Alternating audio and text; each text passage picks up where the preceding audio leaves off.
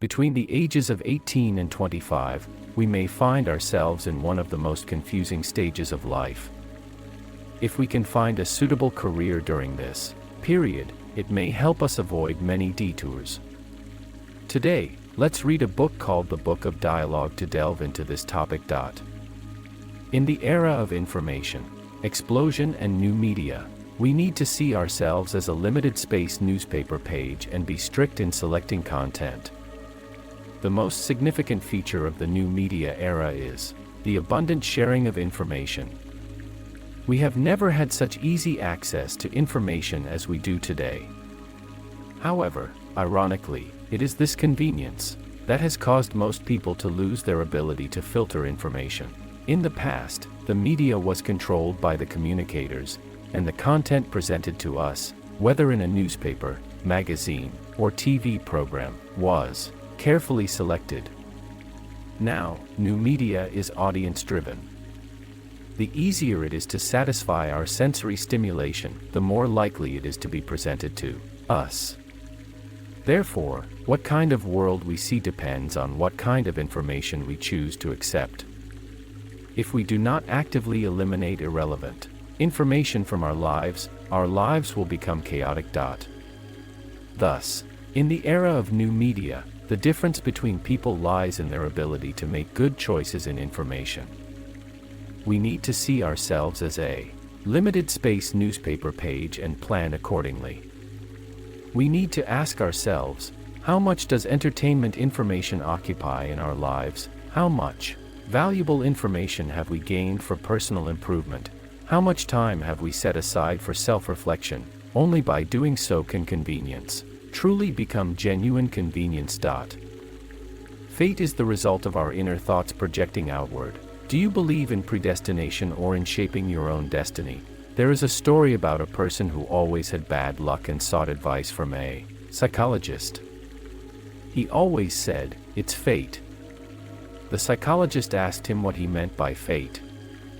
He explained that he had been on dozens of blind dates, and each one was unsuccessful. On his last blind date, he saw a group of girls sitting there, and the one he least liked happened to be the one introduced to him. He felt it was his fate to marry her. In reality, he could have declined and continued with blind dates.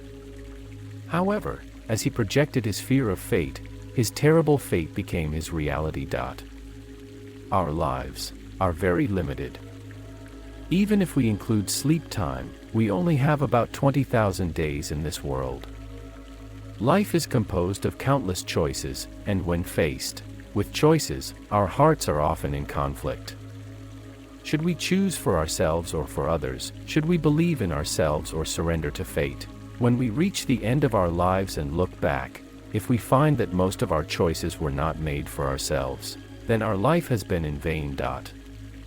Therefore, only by projecting our hopes outward and making brave choices can good luck come as expected. Let us live our limited lives as an infinite game. In a book, it is mentioned that there are two types of games in this world: finite games and infinite games.